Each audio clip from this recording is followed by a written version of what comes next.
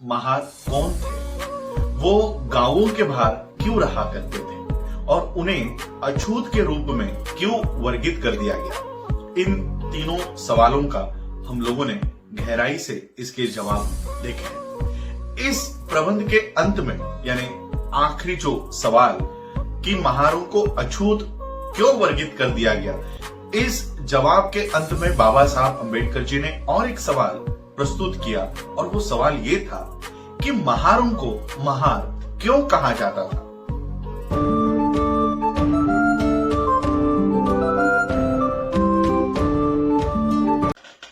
The Mahars, who were they and how they became untouchables?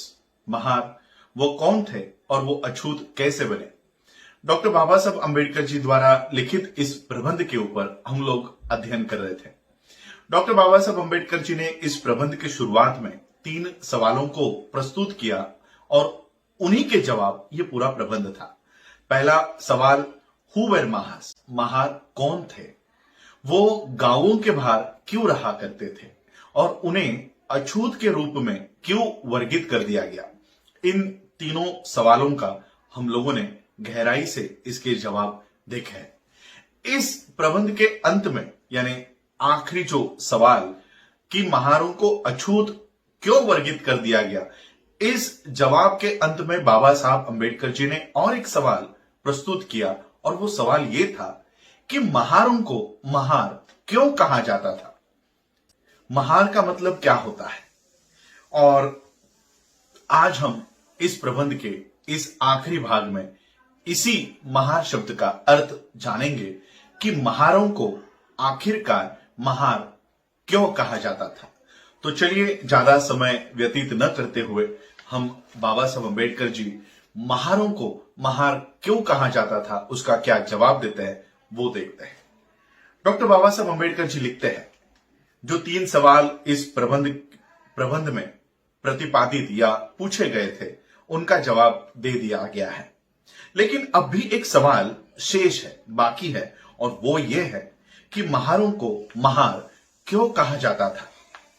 काफी लोगों ने इस शब्द की व्याख्या करने की कोशिश की है, लेकिन जो व्याख्या डॉक्टर भंडारकर ने की है वो सही प्रतीत होती है।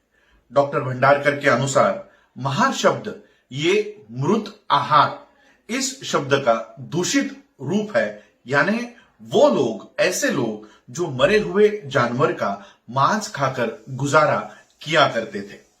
अस्पृश्यता या छुआछूत का उगम, इस सवाल पर जो विचार विमर्श किया गया था ये उससे तालमेल रखता है, लेकिन इस संबंध में 2 और अतिरिक्त सवाल पैदा होते हैं। पहला कि महारों को उनके जीवन की निजी विशेषता को वर्णन करने के लिए महारों के नाम का आधार क्यों बनाया गया? इस सवाल का जवाब पहले ही दे दिया गया है, लेकिन इसे यहां संक्षिप्त में प्रस्तुत किया जा सकता है, क्योंकि महार ये शब्द की उत्पत्ति इसकी यथार्थता को मजबूती प्रदान करता है। जैसे कि मैंने पहले ही कहा था कि गोमांस खाना एक समय पर ये आम बात, समान बात हुआ करती थी और किसी को भी इस बात से कोई फर्क नहीं पड़ता था।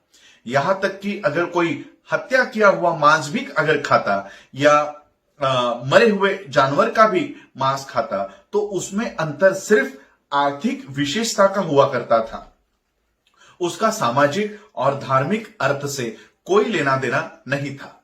लेकिन जब सभी लोगों ने गाय का मांस खाना बंद कर दिया और जो लोग गाय का मांस खाना अब भी जारी रखे हुए थे उन लोगों में, और जो लोग धार्मिक बुद्धि के थे उन लोगों में स्पष्ट रूप से अंतर दिखाई देने लगा। इसलिए यह स्वाभाविक है कि इतना स्पष्ट और महत्वपूर्ण अंतर बाकी लोगों द्वारा उस वर्ग को नामित करने के लिए आधार माना गया।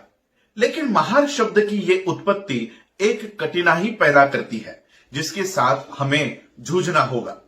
अगर ये इस शब्द की सही व्याख्या है और यही इस शब्द के प्रचलन की सही वजह है, तब यह शब्द उस समय प्रचलन में आया होगा जब ये अंतर काफी प्रखर, तेज और महत्वपूर्ण बन गया होगा। तो वो क्या नाम है जिससे महारों को इतिहास में महार बुलाने से पहले कहा जाता था।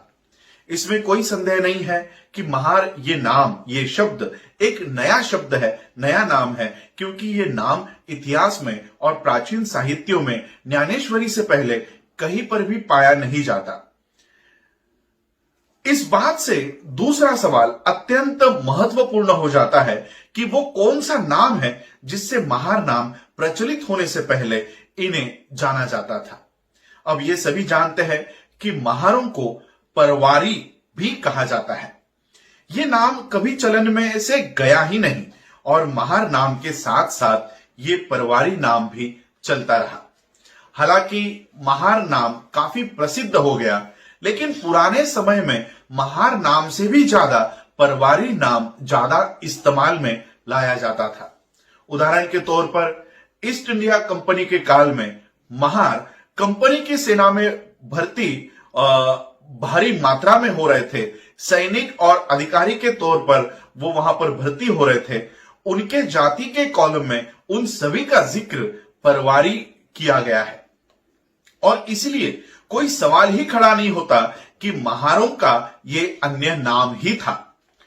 और मैं पूरी हिम्मत के साथ ये कहना चाहता हूं कि महार ये नाम अस्तित्व में आने से पहले महारों को इसी नाम से जाना जाता था।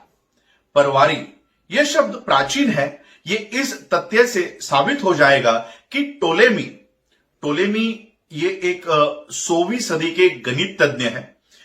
हालांकि सिर्फ टोलेमी इतना ही नाम पेपर में जिक्र है। जब मैंने गूगल किया टोलेमी, तो टोलेमी एक प्रसिद्ध गणित तज्ञ है जो 16वीं सदी में मौजूद थे।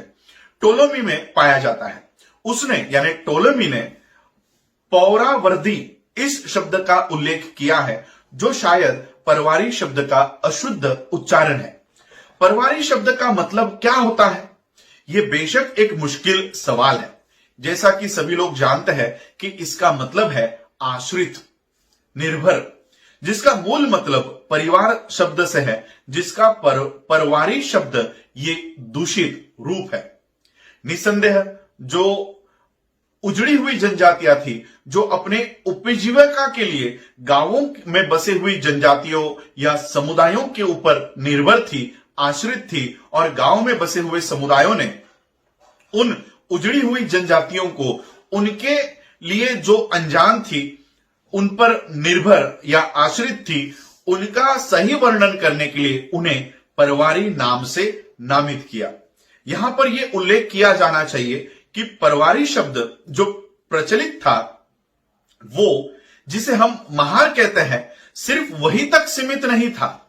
यह सामान्य शब्द था। यह एक आम शब्द की तरह इस्तेमाल किया जाता था। यह दिखाने के लिए दस्तावेजी सबूत मौजूद है किसी भी समय पर जिन्हें आज हम मांग समुदाय के नाम से जानते हैं, वो भी इस परिवारी शब्द में शामिल थे। इसलिए ऐसा प्रतीत होता है कि परवारी शब्द उन सबके लिए इस्तेमाल में लाया जाता था जो गांव में बसे हुए समुदायों के लिए अनजान थे, गांव के किनारों पर आकर बस गए थे। और सिर्फ परवारी ही मिश्रित शब्द नहीं है, बल्कि मिश्रित यानी जो समग्र शब्द है, परवारी ही सिर्फ मिश्रित और समग्र शब्द नहीं है, बल्कि महार भी एक समग्र शब्द है, मिश्रित शब्द है, जो समान उत्पत्ति के व्यक्त नहीं करता, जो समान उत्पत्ति को व्यक्त नहीं करता। महार समुदाय भी एक मिश्रित और समग्र समुदाय है और इसके भीतर भी एक तबका ऐसा शामिल है जो जिनका मूल उच्च है और ऐसा तबका जिनका मूल नीच है। ये महारों के अलग अलग कुलों से दर्शाया जा सकता है। जिनके कुल 96 कुलों में शामिल है वो उच्च तबके के हैं और जिनके कुल 96 तबकों में शामिल नहीं है वो नीच तबके के हैं। लेकिन एक समान नाम महार जो कई शतकों से अस्तित्व में है, उसने एक ऐसा ऐसे प्रकार की समझ निर्माण की जिसने ऊंच और नीच की धारणा को नष्ट कर दिया। लेकिन मानव जाति विज्ञान के छात्रों के साथ साथ ये उनके लिए काफी है कि जिसे हम महार समुदाय के नाम से जानते हैं, दरअसल वो मूलतः अलग अलग टूटी हुई, अलग अलग उजड़ी हुई जनजातियों का बस एक समूह है, जिनमें कुछ भी समान नहीं है, इस अलावा इसके कि वो सभी परवारी है, यानी गांव के लोगों के ऊपर निर्भर है, गांव के लोगों के ऊपर आश्रित है। यही डॉक्टर बाबा साहब अंबेडकर जी का यह प्रबंध खत्म होता है कि महार, इनको महार कहने से पहले उन्हें क्या कहा जाता था, और महारों को महार ये नाम प्रचलन में आने से पहले इन सभी लोगों का उल्लेख परवारी के तौर पर किया जाता था। और परवारी सिर्फ महार ही नहीं थे, परवारी थे मांग, जिन्हें हम मातंग कहते हैं, मांग और महार, और ये सभी लोग परवारी के व्याख्या में शामिल हुआ करते थे। तो हम लोगों ने आज डॉक्टर बाबा साहब अंबेडकर जी का ये प्रबंध गहराई से इसका अध्ययन किया। आप लोग सोच रहे होंगे कि बुद्धा एंड हिज धम्मा की सीरीज को बीच में ही रोककर मैंने ये प्रबंध क्यों चर्चा में लिया, क्यों इस प्रबंध के ऊपर हम लोगों ने गहराई से अध्ययन किया। इसका जवाब मैं अब देना चाहता हूं। महाराष्ट्र में कुछ दिनों पहले से कुछ लोग ये बताने की कोशिश कर रहे हैं कि आने वाले जनगणना में आप खुद को महार लिखिए, और इसलिए मैंने बाबा साहब अंबेडकर जी का ये प्रबंध आप लोगों के सामने लाया कि महार कौन है, महार किसे कहते हैं, महार शब्द का अर्थ क्या है। महार का मतलब होता है मृत आहारी, जो मृत आहार करता था, जो मरे हुए जानवरों को खाकर अपना गुजारा किया करता था, उसे कहते हैं महार। और महार शब्द से पहले इस शब्द का नाम हुआ करता था परवारी। परवारी शब्द का मतलब है जो गांव के लोगों के ऊपर, जो गांव के समुदाय जो उनको देंगे उसके ऊपर आश्रित रहने वाला समुदाय, इसको कहा करते थे परवारी। तो अब मैं आप लोगों से पूछना चाहता हूं, क्या आज भी आप महार हैं? क्या आज भी आप परवारी हैं? 14 अक्टूबर 1956 को डॉक्टर बाबा साहब अंबेडकर जी ने इस महार, परवारी, इस कीचड़ में से बाबा साहब ने हमको बाहर निकाला है, और मैं उम्मीद करता हूं कि आप फिर से इस महार और परवारी कीचड़ में आप वापस नहीं जाएंगे। हम बौद्ध हैं और सिर्फ बौद्ध ही लिखेंगे। यही उम्मीद के साथ मैं आप लोगों से विदा लेता हूं। आप लोगों ने मुझे सुना, आप लोगों का आभार, धन्यवाद। जय भीम, जय भारत, जय बुद्ध।